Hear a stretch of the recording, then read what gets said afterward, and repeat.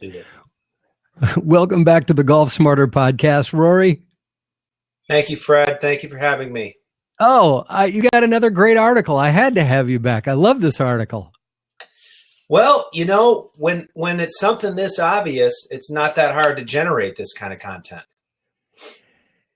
Well, some of this is obvious. Some of this is debatable, right? Okay. Or I guess is a moot point, which means it is. Okay, English teacher. Sure. It's a moot point. Please. Does that mean it doesn't matter or that it's a debatable point? As I understand it, in the context that I've used it, it's somewhere in between the two. That's all I got for you. I can't answer that. Well, look it up. It means that it's debatable, which nobody uses it that way, but I think that's actually the meaning is the point is debatable. Usually people use it. It's a moot point, meaning let's not even discuss it. Got it. So of these 10, all 10 are moot? No. Okay. No, I'm looking down at them. No, they're pretty right on. Okay. All right. So tell me, when was this article? When did you write this? I mean, because it is evergreen content. It can go anytime. Sure. I actually wrote this. So I write a column for Golf Chicago once a month, and I wrote this, I think it was for the March issue. So I probably finished it around the beginning of February. Okay. I brainstorm. I write 9 columns for the year. And so I come up with some ideas. My editor comes up with some ideas, and, you know, we just kind of throw them in the pot, and then I run with it. So, yeah.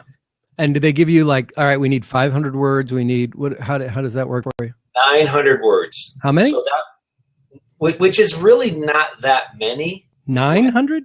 900. Wow. Okay. Yeah. Is that a lot? I don't know. I've never counted my words. Okay. And I've got a podcast. So I can talk as much as I want. Yeah, exactly. Good call. And you can go 2 hours or you can go 20 minutes. Yeah. So because of that limit, because it's I have it in front of me so I can take notes. Because it's originally in a magazine, right? I have to wrap up my argument in 900 words. So it makes me, in some ways, a better writer, but in other ways, it makes for more moot points, if you will. As I think any columnist, you have to take some liberties, and then that generates some debate, and then you go on somebody's podcast and defend yourself. So, well, you want debate. You want people to talk about it. You don't want them to just go, yeah, that was good. Okay, fine. There you go. Right? You want people talking about, bringing it up at cocktail parties. Yeah, that's the kind of stuff you write. The stuff you bring up I read this hilarious article. And the guy brought up these points of why I hate playing golf with you was not even the name of the article, right? Sure, right. And that's my editor. He makes all the titles. So I don't even. And the original title was what? It was 10 Things I Hate About You, which is an allusion to a bad film from the mid-90s, I think. Maybe Matthew McConaughey parody of Taming of the Shrew, something like that. So he took that. I don't know. This was for his Chicago audience. And And you don't care. You're from Michigan. No, exactly. It doesn't matter. I just write. They're in Chicago. Yeah, exactly. Cubs, forget it. Ain't gonna happen. Yeah, no. So yeah, it all of these things I've talked about, and most of them I've ridiculed a playing partner about, and some of them I have been an offender, obviously. For example, not having cash. I'm known for this. Oh, you're going out of order. Okay, well, we'll just take them as we got them. Back up. So my point being, I'm not perfect here, right? But in 2016, I figured if I wrote an article on this, it would help me at least be more conscious. Of being perfect?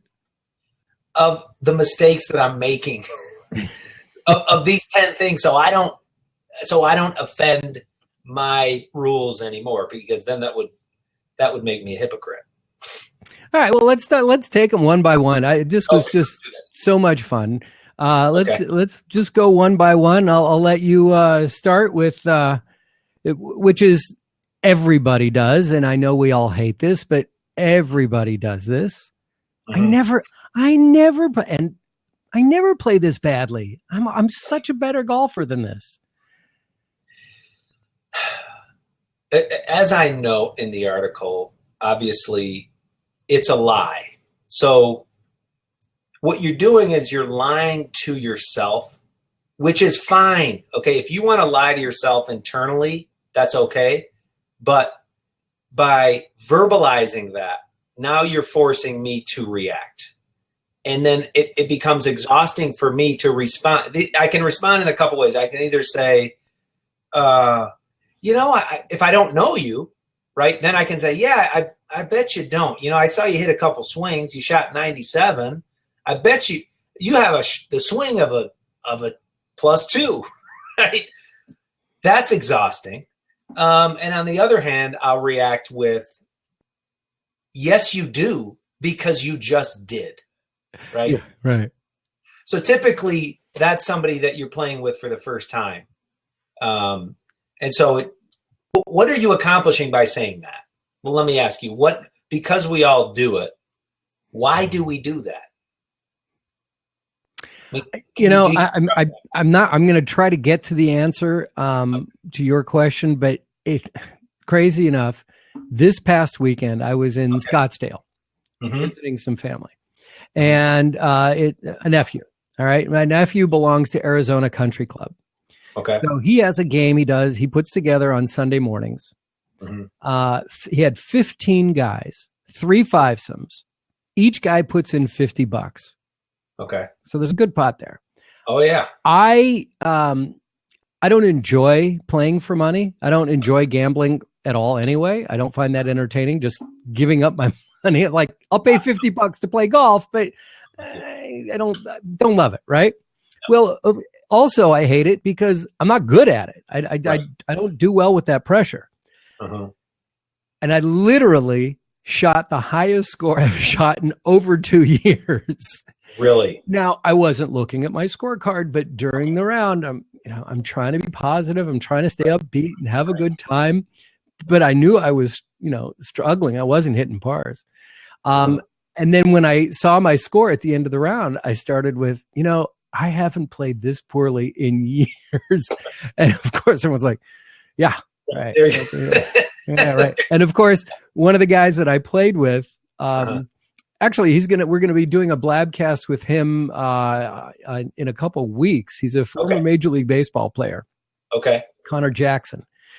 And he shot the round of his life. He shot his lowest score ever. So luckily the focus was on him and stayed away from the outsider old guy who's, visiting the visiting uncle. Now, did he say the same thing? Did he say, I never play like this? Or did he act like this is just how I roll? Everybody. I mean, this is a country club. These guys play together all the time. So everybody was talking about his score. And also for the fact, and this is why I want to have him on the show in a couple of weeks, he hadn't played in a couple of months because he had shoulder surgery. Okay. And so all he'd been doing for the last, in part of his rehab is doing short game and putting. And he goes out and shoots his lowest score ever. Wow. So to me, that was one, he was practicing his short game, which is going to help. And two, he had no expectations when he walked on the course. Right. So that's the kind of thing I want to not only talk to him about that round. Obviously, I want to talk to him about, his life in Major League Baseball and his love of golf and how they intersect. And, I think that I find that interesting. Yeah. So when you had that moment where you realized how badly you had shot, if we all, it's sort of this collective understanding. If we all recognize that's golf. I mean, that came from you felt bad. You were ashamed, right? You come down, you're playing with these guys. You're like, this is not how I play. I'm better than this.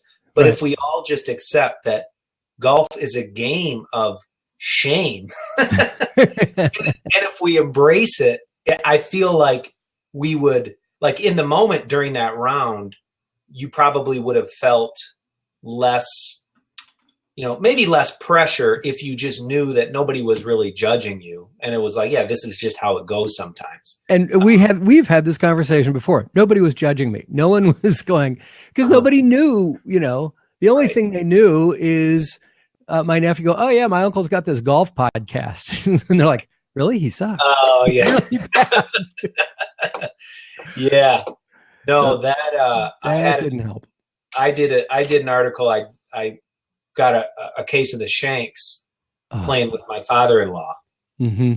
And I don't know, maybe we talked about this, and it was this, and I had to bite my tongue to not say, I can't believe this. I never do this. I've never had the Shanks, right?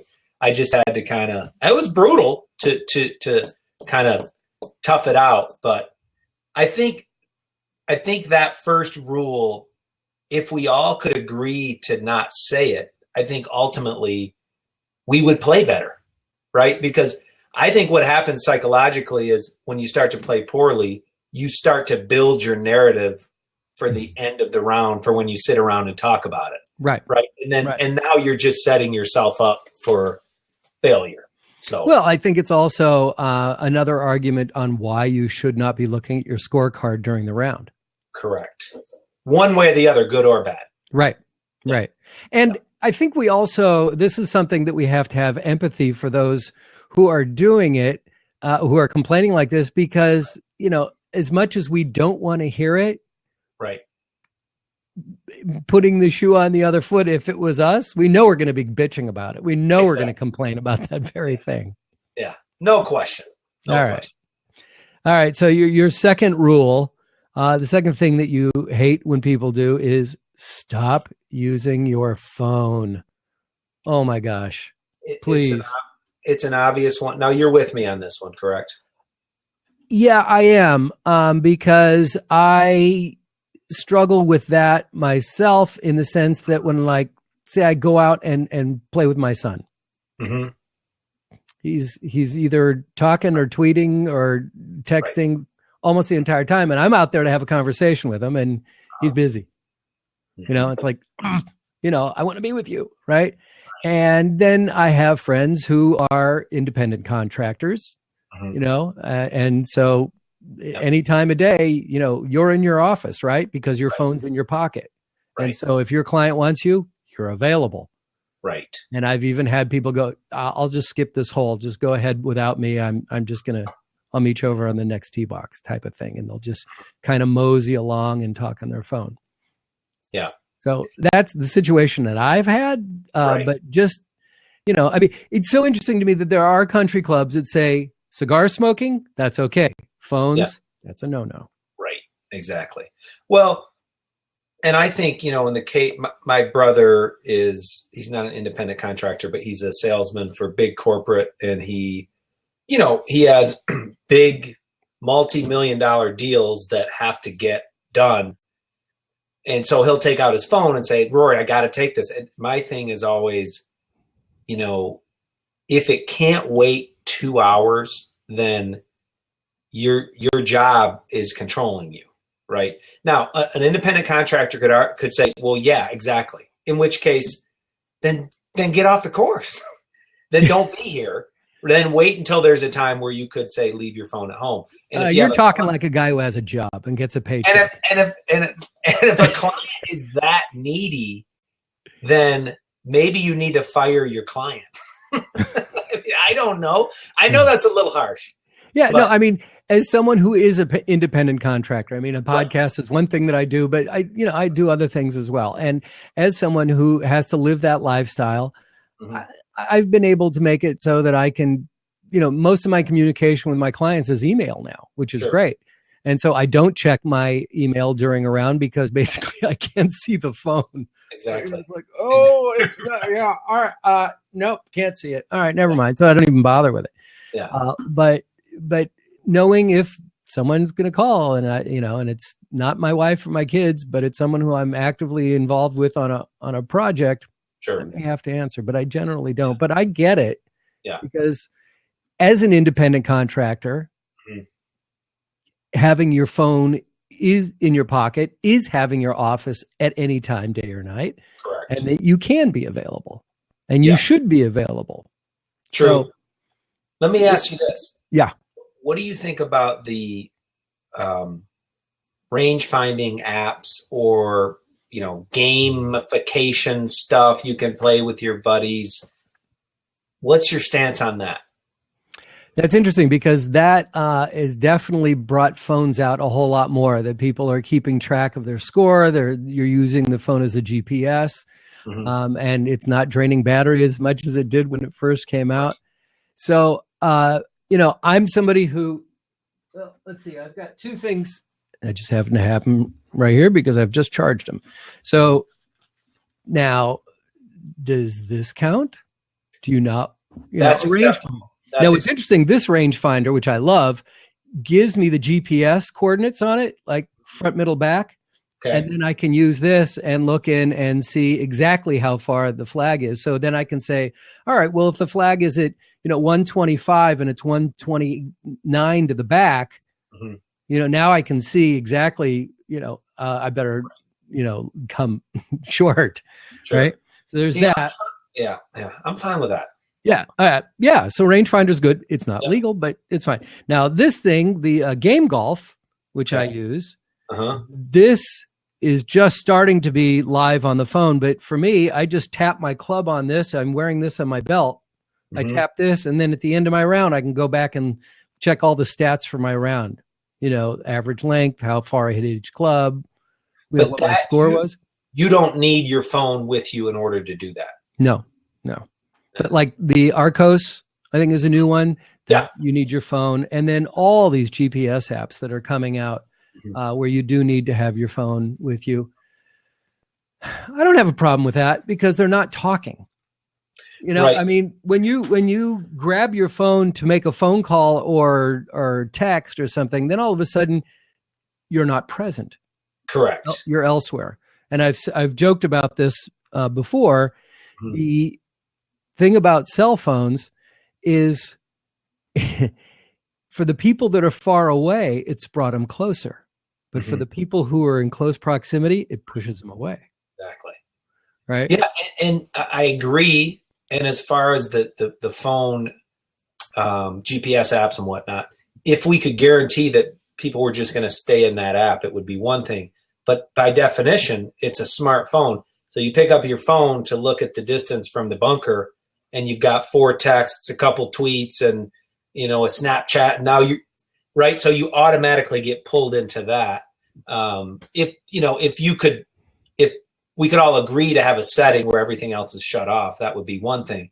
But it's just like if you're reading a book on an iPad, if you don't go through the process of shutting everything else off, you're going to get through a couple pages and then get distracted. Yeah. So happens to me all the time. The monotask nature of golf, I think, is what makes it so appealing, at least for me, that it's not multitasking.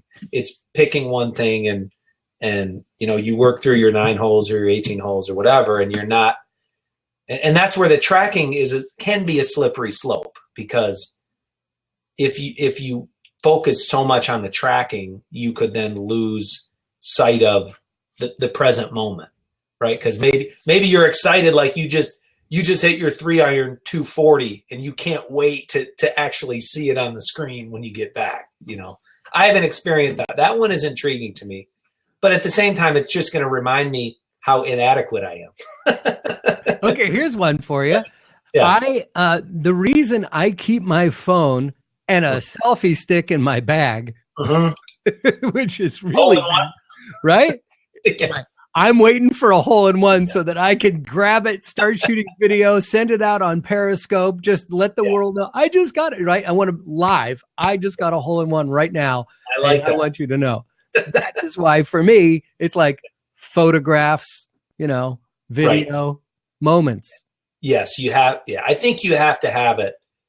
I think it's fine to have it. Keep it in your bag, and for those moments, exactly. Right.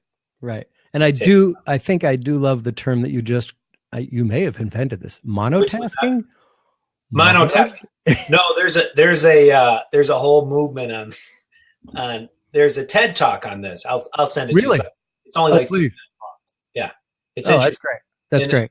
Companies are like, some are starting to shift to where they don't want multitaskers. They want monotaskers. So it's hard to do. It is. Especially now. Especially nowadays when there's so much, you're being bombarded from all angles and you're supposed to be available at any given moment. Exactly. Right. Yeah. And I think it also contributes to FOMO. Right. Right.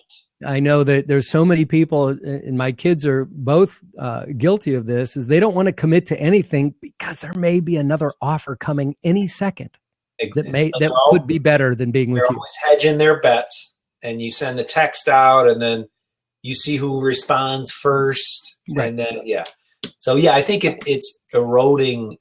It is eroding relationships to a point, and it's adding stress, because I know if my friends invite me over for something, then on a text, then it's like I go to my wife and, should we go? Do we want to go? Let's think about it. Let me try to send a text that conveys that we want to go, but we can't. Now we're lying. What if they see us out? What if they see a Facebook post that we're somewhere else? Whereas in the past, it was like you called up your friend and said, do you guys want to come over for dinner? Hang on, honey. Do we want to? Sorry, John, we can't make it. And that's the end of it. It's not this dragged out ordeal. So I totally agree. All right, now we're just getting into bitching about society in itself. We're just let's get back to golf and telling people to get off our lawn. Okay. Yeah, actually, I think the next one definitely is a good one for golf. Stop playing out the hole when you reached your limit. Right. So first of all, you have to have a handicap to have a limit. Correct. Okay. And I'm going to go back to this past Sunday when I was on the golf course. Okay. And I still hadn't reached the green on a par 5, and I was already, I was chipping up with a 6. Okay. Or maybe it was more. I mean, it's like I knew that I was done, right? Right. You were taking my ball. Yeah. I picked up my ball, and my nephew's like, "Where's your ball?" And I said, "I'm done. I already reached the limit." And he goes, No. This is the big game. We're all playing for money. You have to score everything. I'm like, all right, give me a 9. Because it wasn't match play. It was total score. Mm-hmm. Oh, yeah. See, I don't see. And again, you think about the cumulative effect of that across a golf course, right? If just a few with 15 guys in 3 groups. Yeah. That's bad. That's unacceptable. And I got to say, out of the 15 guys in the 3 groups, the old one, I was the only one walking. And it was a completely flat course. Wow. I was the only one on my feet. I was like, what's with you guys? I mean, we had some professional athletes. We had a couple of baseball players out there, former baseball players. But still, it's like these guys were beasts and all in phenomenal shape. Every one of them was in great shape. And it's like, and it was a pretty walkable course.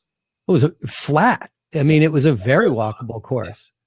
I mean, I'm used to here in Northern California, I'm used to doing this. I have the one course I play most of the time. There's one level hole on the whole course. You're either hitting down, you're hitting up, or you're hitting down and then back up. I mean, every single hole is like that. And I'll walk that, and that's like a 7-mile walk. Mm-hmm. By the 14th, 15th hole, everything starts to fall apart. But again, and I can get into some, esoteric monologue here, but if you're like me, you view a round of golf as exercise as well. But you're outdoors. It's 2,000 calories for a round of golf is a walk. Exactly. Whereas maybe these guys, it's compartmentalized. So I'm going to play golf and gamble, maybe drink a bunch, maybe not. But when I want to work out, I'm going to go into some meat market gym and get, pump iron and run on a treadmill. And that's my workout, right? Whereas some people view golf as maybe not necessarily your workout, but if that's part of the package, you view it differently, right?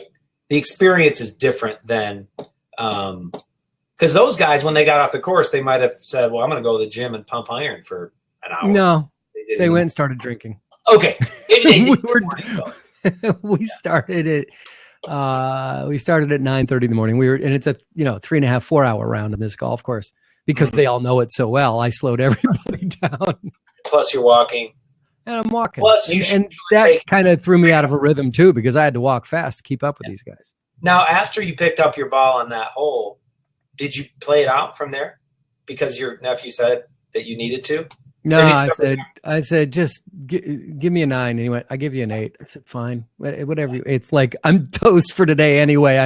I'm 6 over on these 4 holes. I don't think that I am going to be contending for anything. Yeah, exactly. So, yeah, that was a tough one.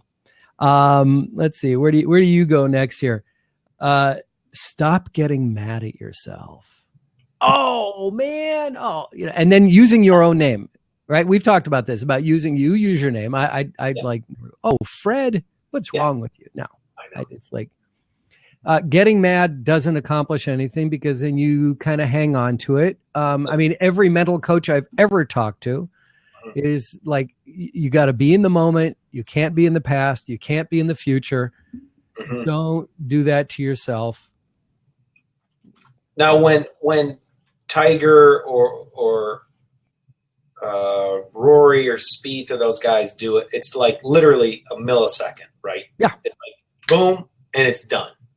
It's not, oh, I missed the 5-footer, and then you're on the next tee, right? And you're doing this again. What are the things that you generally have that keep you angry like that? One is not hitting fairways. I mean, just going way right or left. Right. And the other one is 3-putting. I think 3-putting hangs on more than anything. Yeah. 3 putts. Yeah. 3 putts and doubles for me, because I've plateaued. And so I know if I take a double and I don't get a birdie, I'm probably not going to break 80. I mean, if I looked at my rounds, if there's not a double, I'm breaking 80. If a double is canceled out by a birdie, I'm always breaking 80. But if I ever have a double and I don't have a birdie, it's always 80 plus. Yeah, you can't break 80 without birdies. Exactly. I don't know how it's possible. Can't do it. So yeah, 3 putts and doubles for me. Missing fairways, it doesn't bother me as much unless I'm playing on one of these stupid courses where everything's out of bounds, right? Where it's not a real course. I mean, that's a whole nother show. But if I miss a fairway and I'm in play, I kind of that's fine. Embrace the challenge. But it's missing fairway and then missing fairway. I mean, it's like doing it multiple times in a row. It's like, what's going on? Right. Okay, put the driver back in the bag, pull out your 3-wood, get yourself in the fairway, get your confidence back up. And as someone recently said on the show, just find 5 things to look at to distract you away from what's going on. Right? Just go and I was doing this as I was having this bad round. I was like, wow, look at those clouds. Ooh, that's a great looking bird. Oh, there's flowers. I mean, it's like, just get yourself away from what's going on, distract yourself, get your new head going, and then get ready for your next shot and focus on being in the moment. No, I like that. Now, when you're noticing these other things, are you saying it out loud like you just did there, or is that all happening in your head? Well, I'm not in a cart. I'm walking by myself. Yeah, it's all by myself. Yeah, gotcha. Okay. What do we got here? And let's see. So next we go to I can't. Which we call the woulda, shoulda, couldas. There you go. Right? Stop narrating your round. Oh man, I can't deal with it. I want to know how many out of 10 do you think is a narrator? Maybe. How many golfers out of 10 are narrators? Maybe 30%. Man, if I just would have, that's golf, man. You can't do woulda, shoulda, coulda. You know what? I birdied this hole yesterday. That's what's crazy. I birdied it yesterday, and I take a double today. It's just crazy. Really, that's golf, babe. Welcome to the game. Right, and that's always the answer. That's golf. That's golf. What's Ernie gonna say tomorrow when he gets a 3 on number 1? I can't believe I got a 12 yesterday. If I had only done 4 shots worse, I would have had a 7. Yeah, it kills me. It kills me. And again, this is all. Here's another reason for not looking at your scorecard. Exactly. All I have to do is par the last 2 holes, and I break 80. Bogey, double bogey. Oh, you're done. You're toast. Yeah. And once you start thinking about the score and knowing what you have to do, that's probably why I did so poorly too. Yeah. And the scary part is it works even if somebody else, as you know, asks you. I was playing with a guy, he was probably in his 60s, and I played, joined up with him in the middle of the round, and he was like 3 under. And I just said casually, I was like, wow, you're playing well. Looks like you're a pretty good player. Just innocent compliment. Uh-oh. Wet. OB, double, triple, just stumbled up. Completely fell apart. Completely. Now, did he get on your case, or did you feel just guilty and kept your mouth shut from that point on? Say that again. What's that? Did he get on your case about it, or did you just feel guilty and never said another word the rest of the round? Horrible. I was just trying to be nice, and it just fell apart. So, yeah. And again, all of these, obviously, they're fine if you do them internally. It's just, we don't want to hear it. It's not helping us. It's like secondhand smoke. Good analogy. If you want to vape, that's okay. But I don't want you blowing your smoke out when I'm eating dinner next to you. I'm trying to enjoy my meal, That still happens in Michigan, huh? Actually, no. Yeah. I mean, I live in California. If you smell smoke in the county, it's like, right. What is that? Yeah, I mean, pretty much it's shut down at pretty much everywhere. There are probably more smokers here, but it's shut down outdoors pretty much everywhere. So, yeah. Not on the golf course. Right. It's people with the cigars. Yeah. You didn't mention drinking on the golf course. You don't have a problem with people drinking and over drinking on a golf course? That's an interesting one because for me, my general rule is if it's a scramble, I'll drink. Okay. If I feel like my round is shot, I'll have a couple beers on the back nine. That's kind of my rule. Generally, I don't. But yeah, belligerent drunk, I mean, unacceptable. I think that's kind of goes without saying, but maybe it doesn't. I mean, that could be at number 11. Okay. Here's another one you didn't bring up, and I'll ask you. Yeah. How do you feel about guys peeing on the course? 100% acceptable. What if there's a woman in your foursome? Ooh.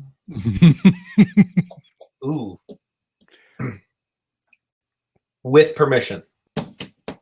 I wait for her to be at the tee box and I run for the tree. Yeah. It's like when her back is turned, I'm over there. Is it a woman that you know, or is it somebody you joined Generally up with? not. Yeah. I'd run over there which you can't see. I would say when you're with guys, you can be somewhat in view. If there's a woman present, you have to be. If you got to go like a bear 15 yards into the woods, that's what you do on general principle. That's how I would approach it. Yeah, I agree. And here's another rule about peeing on the course. Never, ever pee on a tree with your back to the tee box on a par 3. Oh. One of my best friends missed my only hole in one because he was peeing. He goes, what happened? It's like, I got hole in one. You're kidding, right? And his back was to the whole that's thing. Good to know. I'll remember that. Yeah, never go for a pee on a par 3. No, because you could miss some fireworks. You just it's like, oh, you're kidding! I missed it. Oh no! Oh man. Right, let's get back to your rules. Yeah. And this one I think is pretty interesting. It's a 2-parter. I think that stop not reacting to people saying to you, "Hey, good shot." Is it because you don't want to jinx, or is it because you're too cool to say thank you? I think it's usually people are too cool. I think some people in general, I think it's a deeper issue. Some people have a hard time saying thank you. It's weird. I don't fully get that. I know some people who are like that. But I think part of it is they're too cool. And maybe they want you to think that they always stick it to 3 feet from 175 and like, oh, that's just what I do. No, it's not what you do. I mean, that's not playing golf with you. I can see that. Yeah. I can see that. And at the end of this round, when you're, 25 over, you're going to be saying, I never play like this. So when you hit a good, when you hit a good shot and somebody says good shot, just look over and say, thanks, man. I appreciate it. That was fun. Yep. Right. Thank you is all you need. 2 where that came from. I got lucky on that. But like, just, that's part of the game. Well, you can't overdo it. Oh, I got lucky on that shot, especially if you're a good player. Sure. I mean, like a good shot is a good, and it's like, how about that one? How about missing a 5-foot putt for birdie? Okay. Tapping it in, and the guy goes, nice par. It's like, that was not a nice par. No, I'm sorry. Right. That was a lousy par. It should have been. Oops, there it is again. I could have had a birdie on this, but I missed a 5-foot putt. And now I'm talking to myself, boy, I never miss those 5-foot putts. Even worse, my dad is guilty of this. God love him. And he picked up the game later in life, but I'll hit a tee shot. And as soon as it leaves my club, I know it's like dead right. And my dad, nice shot, Roar.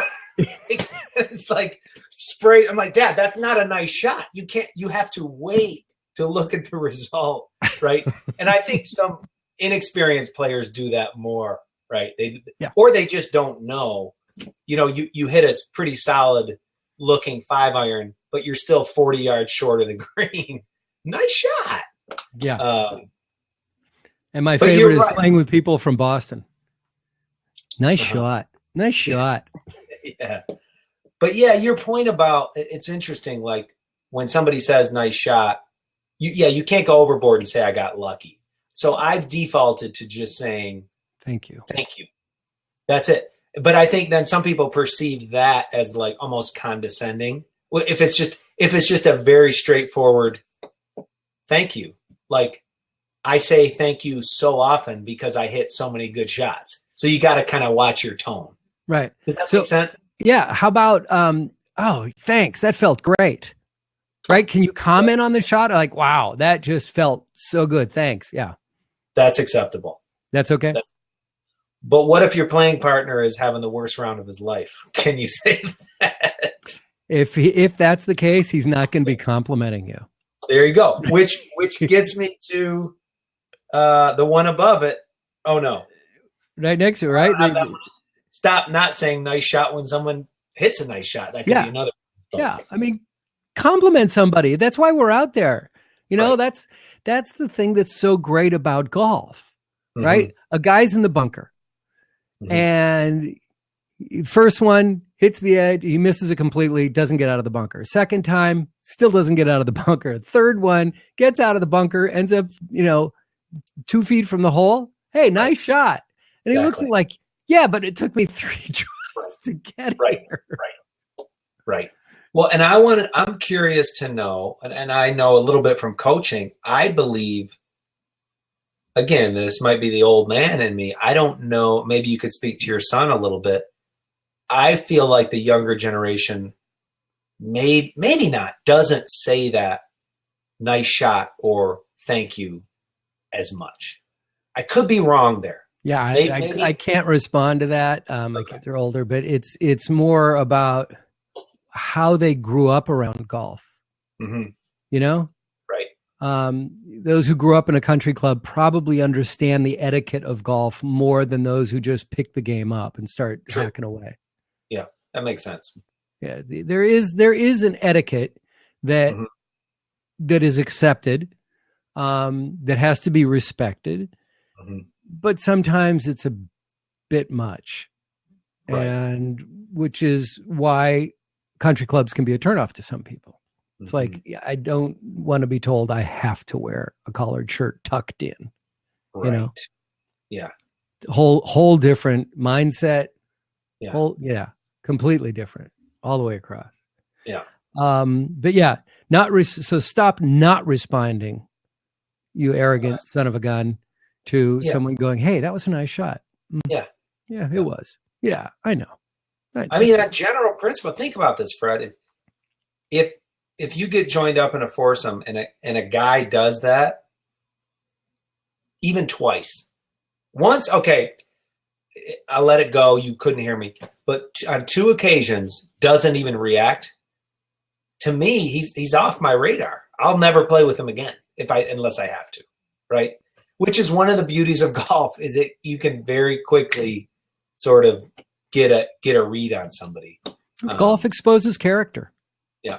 I don't know if you had a chance, but our episode last week, which I pulled out from the archives, but our episode last week was doing business on the golf course. And the woman who I was having this conversation with was explaining that, you never do business on the golf course. Mm-hmm. What you learn is if you want to do business with this person right? Said. Because their character, if they cheat, if they swear, if they throw things, you just know this is how they are at business. Right. Do you want to work with those folks? Right. Is that what you want to do? I always loved that concept and learned that, listen, if we're going to do business, let's do it on the 19th hole. Mm-hmm. Right. Let's go to the bar and then we'll talk about business, but let's go out and have a good time today and learn about each other. Yeah. I think that's where that works. That makes a lot of sense. And you can get a lot more there than you can at lunch and just watching how they treat the server or whatnot. Absolutely. Absolutely. So then we go to the next one, which I think is so interesting, is these scratch golfers on the range. Yeah. Right. I was having such a great round I was hitting the ball so well on the range. To me, I know that if I'm not hitting the ball well on the range, I'm probably going to do a little better out on the course because my concentration. Yeah. Right. I get a little, if I'm hitting the ball really well and very comfortable on the range, mm-hmm. I kind of get relaxed about it. And all of a sudden I'm not hitting the ball well. And it's like, what? But that happens to the front nine and the back nine too. Right. Exactly. And what I want to tell those people is, here's what I want you to do on the range. I want you to hit a driver, and then I want you to hit a 3-wood off the deck, and then I want you to hit a 40-yard knockdown chip shot. And then I want you to hit a 5-iron and then 9-iron, right? So let's go, because the range is 7-iron, 7-iron, 7-iron. Of course you're going to start hitting it well, right? Yeah. Very few people, and I know there's a couple ladies. It was Sorenstam's coaches that they have a whole program on the range where you play it like you're on the course. Their name is escaping me right now, but Pia Nilsson. That's it. Yeah.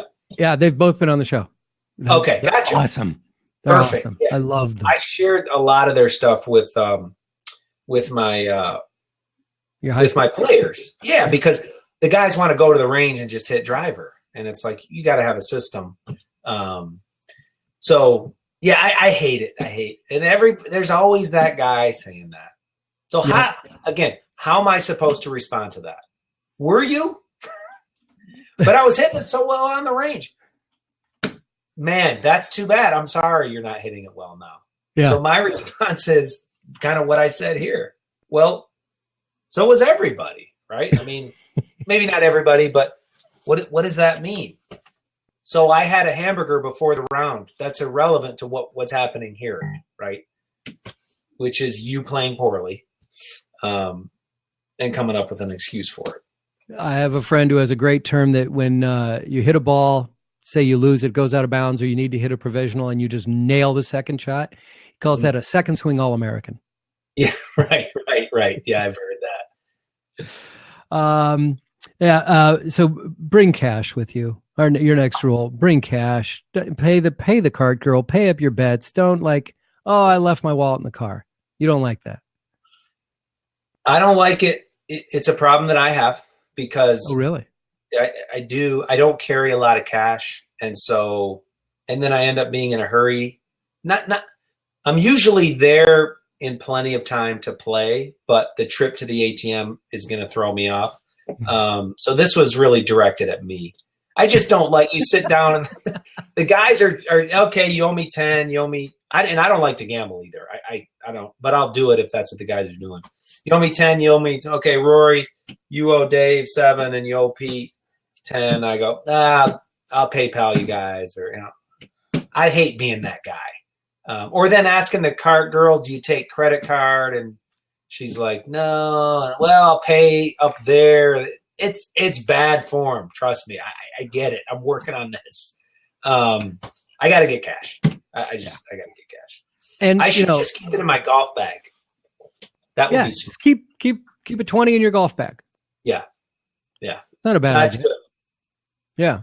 Good idea. I guess an entirely different show we can have, and I'm sure you've written articles about this. Mm-hmm. Guys, stop flirting with the cart girl. Oh, God. She's not interested in you. You're not that hot. She may be. That's because she's here working. I know. She's got to flirt. That's her job, but you should stop it. You're an adult. Yep. Yeah, my wife drove the cart in college out in outside Denver. And so she has stories of these guys. Please don't tell me that's how you met her. Stop. No, God, no. No, it's much later. Yeah, no. But she's got some stories about some of the Denver Broncos and their antics on the golf course. Back with Terrell Davis and I wasn't going to ask you to drop names, but can you share a story? Now that you named names. Yeah, maybe not. Yeah. See you. Maybe I'll get some from her and some other time. Yeah, we'll do this. We'll do this another one. All right. And then your number 10 of your list of why I hate playing golf with you is remember your score after the end of a hole. If you have to stop and recap it in your head, that's okay. Sure. Right? But don't tell me I counted a 5 for you and don't tell me you had a 4. And don't forget you lost a ball. That's another 2 strokes. Right. And that part is kind of common knowledge. I go into the angle of, for those people who say I don't really keep score, that and this is a moot point. Okay, this one's debatable. That bothers me. Especially when they'll say that and then they get a 3 on a par 4. See, I won't even call it a birdie. And they go, oh, great, I got a birdie. And it's like, no, you didn't get a birdie because you're not keeping score, right? You're not keeping – we're playing golf here. Golfers keep score. I believe everyone should have a handicap if they're going to go play 18 holes. Maybe that's a whole other argument. Well, isn't that for betting? It's for betting to an extent, but it's also for knowing when to pick up your ball, right? So, so you're a 30. I think you got to pick up that snowman. So just pick it up or double par or whatever it is. But yeah, the forgetting of the score, it just. That's either a beginner or you're either a beginner or you're a liar or you're so not with it that maybe you shouldn't be on the course anyways. Right. It's golf. You got to remember your score. You can't, if I'm playing pickup basketball, we can't play for half an hour and people go, I don't know what the score is. I don't know. It could be 10-8. It could be 15-2. It doesn't matter. We're just playing. I have issues with people who they're great with numbers. That's not what I have an issue. I mean, like if you're blessed with that and you're good with numbers, but during the round, even if you're not keeping score, and I have a friend who does this going, all right, I'm 1 up on you. I don't want to know. I don't want to know. I don't want to know my score. Tell me at the end of the round. Don't keep giving me news updates, flash. It's not important to me. We're not playing for money, buddy. Right. Or they'll call it up. Yeah, you're standing over your 7-footer. And they're like, if you make this, you're only 1 down. Oh, right? I really have issues with people going, hey, you're putting for birdie. It's like, no, I'm putting for the next number. Exactly. I again, can't take that pressure. Playing golf, there's enough pressure in golf as it is. Yeah. You're competing against every club in your bag. You're competing against the terrain. You're competing against You're competing against the conditions in the sky. I mean, there's so many things you're competing against, and then you've got this. Then you're competing about everything that's going on in your head, which is the beauty of it, or the worst part of it. Right. That keeps bringing us back. Yeah. I got one for you. Let me ask you about this. For it. People who don't let you play through when they're slow and you're on their tail the whole time. You come to a par 3, you know there's nobody in front of them because they're so slow, and they don't call you up.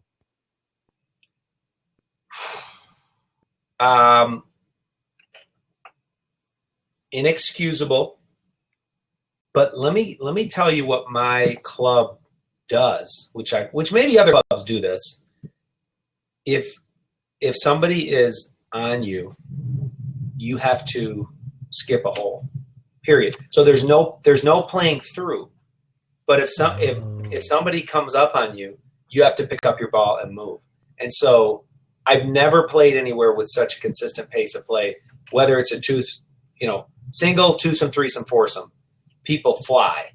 And you always are done in 4:15. I think that might be the way to do it, right? Yeah. Is if somebody's on you, there is your, I mean, it's just like getting a stroke penalty to an extent, but you lost your official score by playing so slowly. So yeah, you gotta, if it's wide open, you have to let people through. But my club, it's interesting to see that. And people fly because they know they don't want to have to skip a hole. So, I mean, how do you let the people in front of you know that they're going to you like, hello? I mean, what do you do? Do they just know it? I guess if it's a club, it's a different thing. It's not a muni. It's not public course. It's the U of M alumni course. So it's not a country club, but these are purists, a lot of walkers, and everybody just kind of gets it. Like these 10 things on here, there's almost none of this from anybody out there. So I go out there and get schooled by guys in their 70s. So that's the beauty of a place like that. Or you could do it at a country club as well. We all understand if I got to skip a hole, that's fine. I paid my dues for the year anyways, right? But as a general rule, you have to let somebody through. You have to. I don't like that. I don't like when I'm in a position on a course where that happens. It's almost it's like a reflection on the course for me. If that happens, they're not managing it well. I mean, I know there are exceptions to that, but it shouldn't happen. Well, I play public courses pretty much exclusively. I get a rare opportunity to play at a friend's club. It's fun, but I play public courses, and I try, because I can do this as an independent contractor, I try to avoid weekend golf, especially Sunday golf. It's always the slowest because you guys who don't get to play that often, and they may be drinking and they don't know that they've got to keep the pace going, or they've got somebody who rarely plays and doesn't understand that. I don't know. Yeah. So you play alone typically, or you mix it up? What do you prefer to play by yourself, or do you prefer to play with people? Oh, no. I mean, even if I go out by myself, I will not play by myself. I'll play with other people. I love meeting people on the golf course. Yeah. I love talking to people on the golf course, and not giving them instruction, just watching. But there's another. I have friends that we play with regularly. Yeah.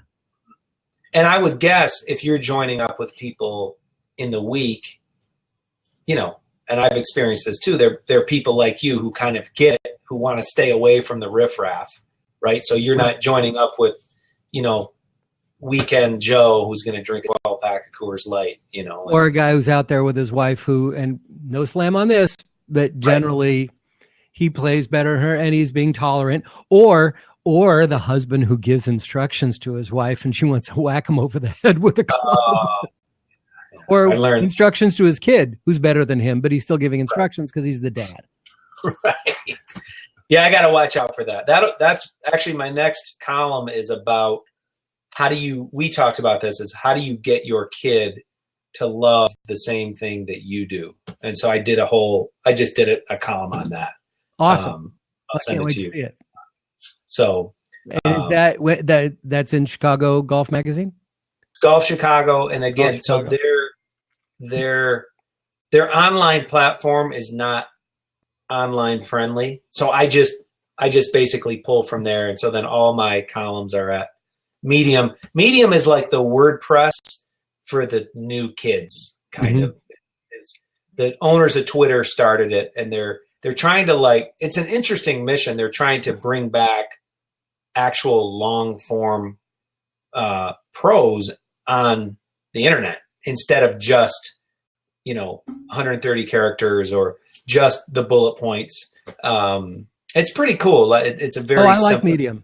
Yeah, I get updates, daily. Here's 7 things articles.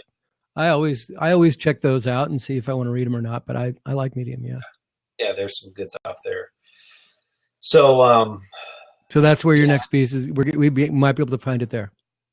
Yeah. I'll send it to you. All right. Good. Yeah, and I'll put the links up. Moonlighting, but there's always something kicking around in my head that I got to get off my complain chest. about. Yeah, exactly. Because the last 2 shows, what was this? Well, golf is dying because of this generation, and the 10 things I hate to play golf with you. Right. You're really an upper. They're not, but see, that's the thing that's counter to the way I am, but it comes out my brain because it's provocative, right? Yeah. So you get it. I do, and that's why I have so much fun when we get together. This is such a blast. Well, awesome. Thank you very much. This has been great, and I look forward to reading your next piece. Okay, sounds good, Fred. I'll send you that monotasking thing. You'll appreciate it. Absolutely. Thanks so much. Okay, buddy. Have Rory a good one. Hughes, writer and friend of Golf Smarter. Thanks so much for joining in again. Okay, Fred. Thanks.